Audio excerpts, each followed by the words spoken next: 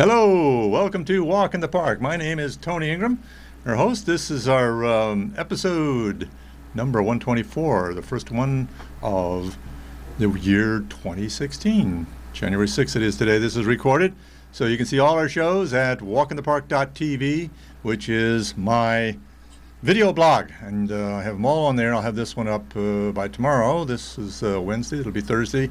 We have our first showing on Pegasus TV on Channel 13 and 97.1 beginning Thursday evenings at 9, Saturday and Sunday at 10, and also at 8 p.m. every Tuesday. So check us out. And there's other times, too, that it gets shown, but that's the regular schedule.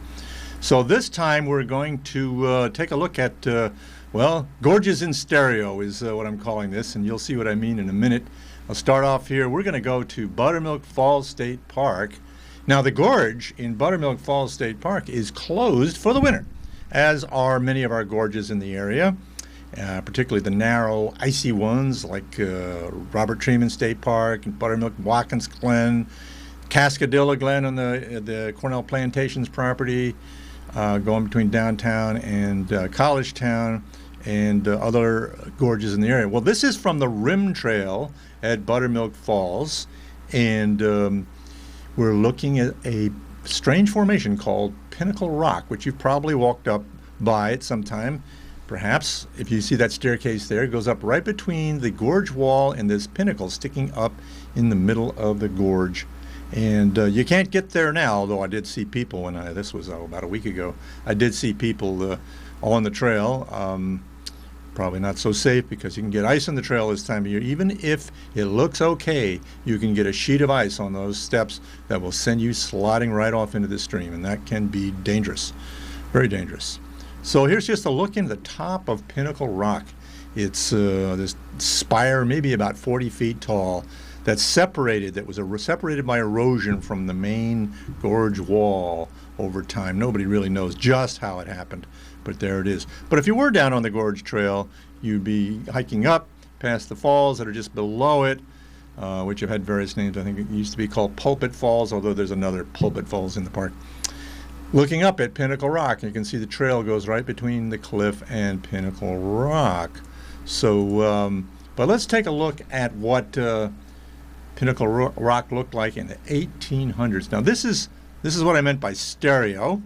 Two views taken by two cameras that were set just a few inches apart, about the same distance apart as your eyes. And this is what they used to do in the 1800s, second half of the 1800s, early 1900s, is photographers would take two pictures slightly offset, and you'd look through a stereo viewer. You'd stick this card in a stereo viewer, and you'd get a 3D image. So that's pretty cool. So, these photos, by the way, are courtesy of Bill Hecht, who likes to scan a lot of old historic photographs and share them with everyone. So this is Pinnacle Rock back in sometime in the 1800s. So look at it there. So people could go in there before the state park. State park, I think, was created in 1924. So that's the stereo view, and this is just one side of it. And now this is a picture taken recently, within the last few years. And you can see there's not a lot of difference. A little bit of difference, but not a lot of difference. It's basically the same formation. And it looks so unstable. It looks like it's going to fall right over, and probably will someday, or pieces of it will fall off. But there it is. So it'll probably be there in the spring when we go back, because it's been there a very long time. So Pinnacle Rock. So we're going to go to another waterfall in Buttermilk Glen in Buttermilk Falls State Park. And look at this one. This is an old stereo photograph. Ithaca and Neighborhood is the name of the card this was on, the stereo card. Again, from Bill Hecht. Thank you very much, Bill. And we'll zoom in on that a little bit, crop in. And this is called Triple Cascade. Now, you don't see that on any modern maps or anything called Triple Cascade, but you look back on these old stereo cards and other places where they were written about back in the late 1800s, say, or 1860s, 70s, 80s, 90s. And this is what it looks like these days. Pretty much the same sort of thing. Not exactly the same camera angle, but Triple Cascade in Buttermilk Falls State Park. The trail now goes up through there I guess originally there wasn't much of a trail. Here's another picture of it. In the old days, Triple Cascade. There's a Triple Cascade in Watkins Glen too, right by Rainbow Falls, but we're not going to look at that one today. Some other day we'll look at Rainbow Falls and Triple Cascade, which is an amazing spot too. We're going to pop away from the gorges now and go down to the shore of Cayuga Lake, but we're going to have some of this retrospective, historical kind of retrospective. So looking at another Bill Hecht aerial shot. He likes to take aerial photographs of the area and share them. Looking straight down the south end of the lake, that's Ithaca right below us, and then Stewart Park is right in the middle of the picture and the shoreline there. And back 100 years ago or more, the north end of Ithaca, just south of the lake being to the left in this view, as a colorized black and white photograph, was mostly wetlands, mostly marshlands and wooded swamp. So where the city golf course is now, and Stewart Park, much of Stewart Park, and Treman Marina, those were mostly marshlands and swamps. Swamp is a wooded wetland usually. But part of it was kind of dry, and so there was built there an amusement park that became the Wharton Studios. So this is right where Stewart Park buildings are now. The pavilion on the left, the building on the left, they're still there. That's what they call the large pavilion, and they're all the way on the right. There's what's a storage building now. Those became 100 years ago, in the mid-19-teens, became a movie studio, the Wharton Pictures. Before that, it was Renwick Park, which was an amusement park that started in the early 1890s. So films, this was the site of the Ithaca's silent film industry, and Ithaca was one of the capitals of the early silent film industry for about 10 years or so, or less. So Terry Harbin is a local person who has a website called Ithaca Made Movies, and you can maybe see that on there, maybe on your screen, ithacamademovies.com. And he has made it his hobby and mission to try to learn as much as we can and preserve some of the old movies. So this particular one, he has a clip from that marshland, actually, we were talking about there. Let's see. Here's what he wrote. Okay, thanks to Terry Harbin for the following short video, and he describes the scene. This is what I wrote. This is what he wrote. This film clip from 100 years ago shows the swampy area that was at the southern tip of Cayuga Lake then and now. In the swamp is Howard Cody, who was the Wharton Brothers property manager. He was always willing to willing to step in when an extra was needed. Yeah, I'll blow it up so I can see it. Howard Cody is the short man who was carrying the bag with Cornell professor Theodore Tweston as they head into the swampy waters. So this was some story about looking for something in the swamp. I'm not even sure what it was. But here's another view of it here. So this is another better view of them. And so the guy on the left, the shore, not extreme left, but next to the left there, I think is the guy what was his name again? His name was Howard Cody, who was property manager for the Wharton studio, and then Professor Tweston would be right there with the white shirt and black coat, I think is it. Maybe. I think I've got that identified. But let's take a look at this little movie clip here of them in the swamp, in the wetlands, actually the marsh area, at a time when it wasn't too wet that you couldn't walk in it, and from a little movie here, probably in 1915 or so.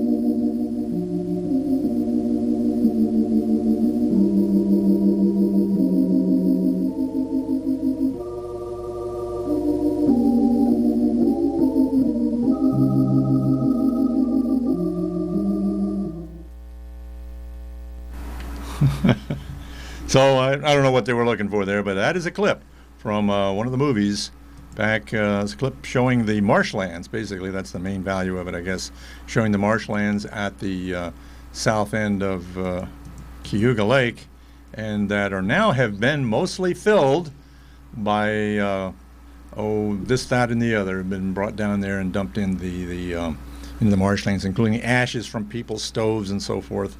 And there's not much actual wetland left. There is some. So, but now we're going to go to, we're going to take a little trip away from our gorges. We'll come back to them. The gorges, gorges in stereo. We're going to go down along the ocean because that's what I've done a couple of times this fall. And I took a trip in November going down the east coast. I started off on Long Island, and then I went down to the Delmarva. I went down through New Jersey, down to the Delmarva Peninsula, which is right in the center and bottom here. But I had to cross the mouth of the Delaware Bay from New Jersey down to Delaware. And that was a fun trip. It was a ferry trip. It took about an hour and a quarter, and I got on a ferry boat in Cape May, New Jersey. You may have heard of that. There's one of the other ferry boats. I'm on one of them here. And we pulled out of the harbor, out of the dock here at Cape May. And there was a storm passing, so I got this nice rainbow view here. And then pulling out across the bay. So it goes quite a ways. Whoops, let's see, I got the wrong place here. That's here. Okay, I wanted to go back to show you. Yeah, okay, this is the mouth of Delaware Bay. So that's actually a fairly large open stretch of water. So it takes over an hour to cross, but it's fun, a nice boat trip. And I made a little video, very short video, part of my Glimpses of Nature series, I think it is, that will give you just a taste of what that was like. So let's check that out.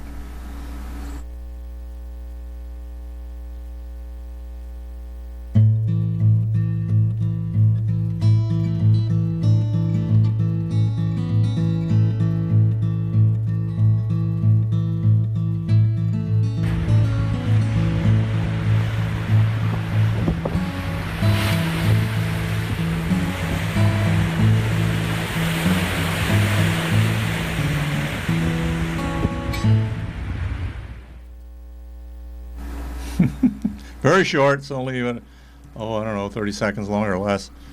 Glimpses of Nature. So I put that up online. Sometime I'll collect a whole bunch of them and put them in a show, I guess.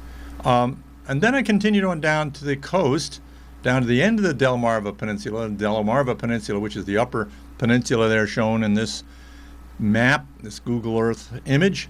They call it Delmarva because there are 3 states on it. Delaware, which is entirely in the Delmarva Peninsula, part of Maryland, and then the bottom portion of it is in Virginia. So the abbreviations of those 3 states, Delmarva Peninsula. And then you get to the end of it, and you have to cross this long bridge across, bridge and tunnel.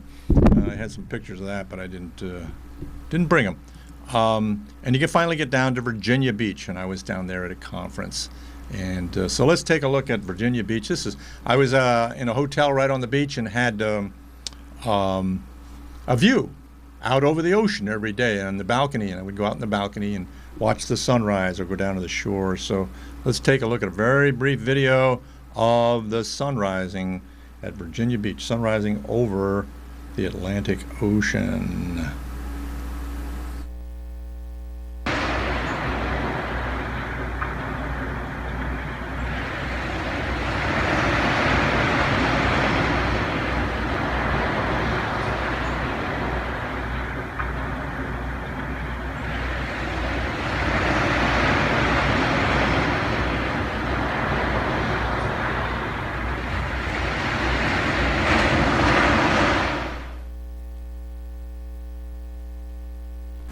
Okay.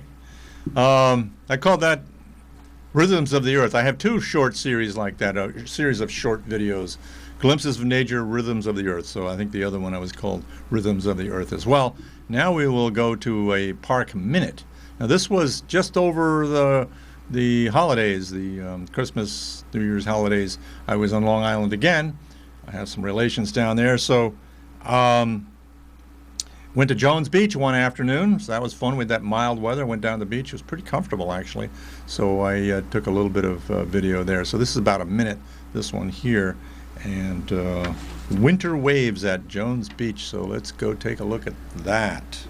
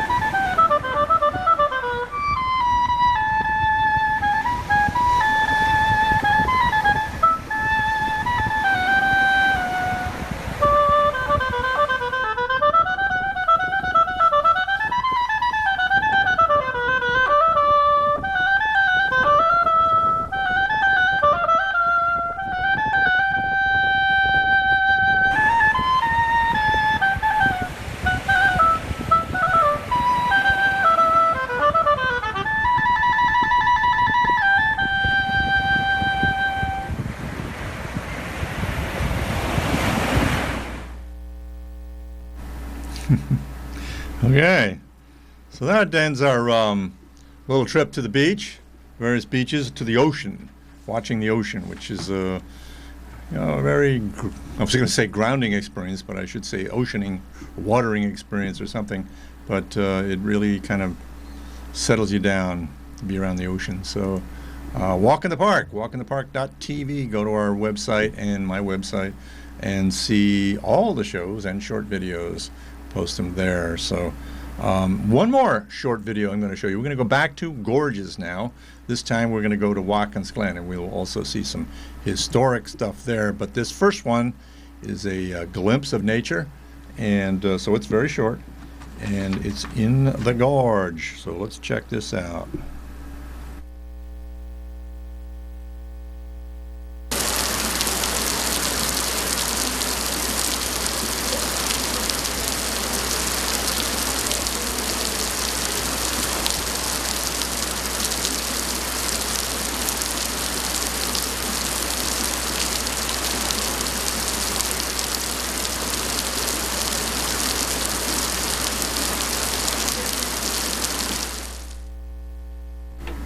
Okay, that's very short, about 15 seconds or so.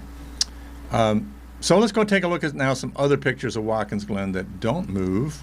Here's another stereo view scanned by Bill Heck and made. This is somewhere in Watkins Glen. Again, this is back in the 1800s, 1860s, 70s, 80s. I'm not sure when it was, but the gorge is getting like this now. Starting to fill up with ice with all this cold weather, ice and snow, and very, very dangerous. So it's closed. But here's an old picture of a bridge, a footbridge over the gorge. And then you see a building back there. It's called the Glen Mountain House. It was actually a 3-story hotel that was next to the gorge and is no longer there. But the bridge is still there. You can still walk across this bridge. They call it now the Suspension Bridge. And that technically is a kind of suspension bridge with those two iron arcs there that hold up the bridge from either end. But that's technically a type of suspension bridge, I'm told by engineers. It used to be called the Iron Bridge back in the 1870s and 80s and so forth. So we're going to go back to 1872. This is a picture, a painting done in 1872 by an resident artist at Watkins Glen. Watkins Glen became a state park in 1906, so this was quite a bit earlier, more than 30 years earlier. And the Glen had been open to tourists in 1863 during the Civil War. And it's actually during the Battle of Gettysburg, as a matter of fact. And nobody knew that was going on because they didn't have CNN, etc. But in any case, James Hope was a resident artist. He was actually a Civil War veteran. He was an artist. During the Civil War, he did a lot of drawings and paintings of battle scenes and so forth, encampments and what have you. And so he's famous, actually, for that work. But he spent the last 20 years of his life at Watkins Glen, and he had a gallery there, and he sold his paintings. And this was one of them, showing the bridge on the right. You can just make out there. And then the building there is called the Swiss Chalet, so that would have been pretty new. And the bridge would have been very new, because the bridge was built about 1872. And the other end of the bridge, there was a hotel. Let's see if we can find a picture. Here's a picture of the Glen Mountain House. This is from the other side, so the gorge would be on the other side of this building. So we're looking from the north side of the south side of the gorge. Sorry. So it's quite a hotel. It was owned by a Quaker family. And now we'll go down in this Currier and Ives print from the gorge down in the bottom, showing that bridge. And on the left is that Swiss chalet that you saw in James Hope's painting. And on the right is the Glen Mountain House overlooking the gorge, the one you saw in this photograph. And also in, where was it? How do you find it? That photograph. Okay, so let's go back down to where we were. Okay. Then if we go down to the gorge these days, although not in the winter, obviously, you can look up at the bridge. There it is. Now, not the same woodwork, but certainly the same ironwork. Amazing. It's lasted all this time. There was even a canopy over this bridge. Sometime I'm going to do a feature just on that bridge. It'd be a lot of fun. So now we're going to go up in the air in our imagination. So this was an imaginary aerial view, an eagle's eye view of, that's the village of Watkins Glen. On the right is the south end of Seneca Lake with steamers coming in. Steamships would come up and down the lake just as they did in Cayuga. And on the left is the gorge of Watkins Glen, and where everything we enjoy today is. So we'll crop in there. I've put a label in there showing, you might be able to make out that little line going across that dark area. The dark area running from the upper left down to the lower center, that is the gorge of Watkins Glen, or Watkins Glen is a gorge, and that's the bridge. And then there's buildings on either side there. Let's see if this one will help at all. It's a little closer, but then you lose the resolution, so things get a little fuzzy. So the hotel on the left of the bridge and the Swiss chalet on the right. So there it was.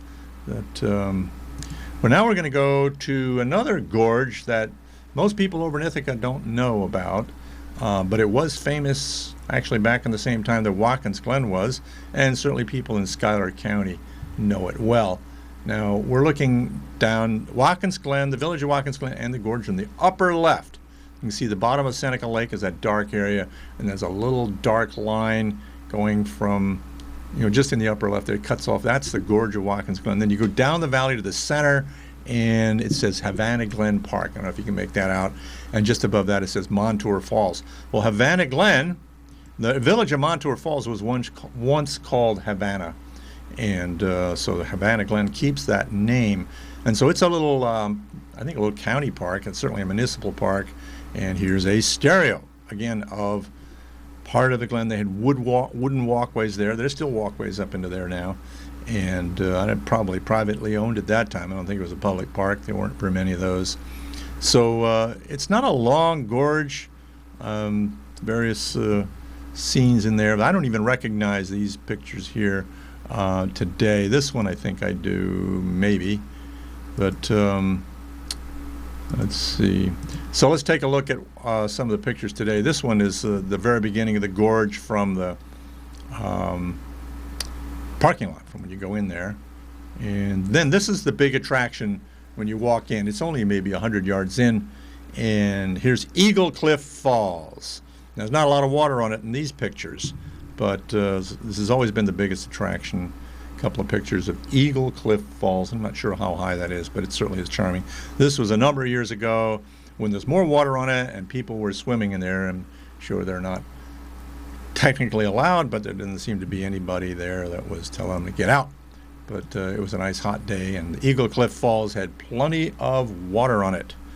Okay, so Gorges then and now. Gorges stereo in stereo. Let's go back home to Ithaca to Fall Creek Gorge, Ithaca and neighborhood. This is half of a stereo. And this is taken from the Stewart Avenue Bridge. If you know that, Stewart Avenue cuts right across Fall Creek Gorge, right upstream from Ithaca Falls. But this is looking upstream towards the Cornell campus. And I actually don't remember what that waterfall there is called. It has a name, but I don't, all these years, I still haven't remembered the name of that. So this is a modern picture looking a little, not the exact same perspective, a little bit to the right, and we're a little more zoomed out, obviously, of that same view. So these places were celebrated by the folks back in the 1800s. So, well, anyway, that's kind of what we have here today.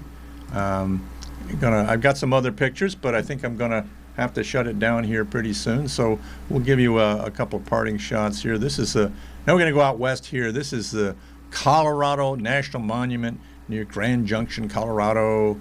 And then here is this is in Canyonlands National Park. And then this is up in the Adirondacks. This is looking from, I think it's called Mount Joe, at the main high peaks of the Adirondacks. And we'll finish off with these pictures. This picture here from Rocky Mountain National Park. And what are these birds? I don't remember what they're called.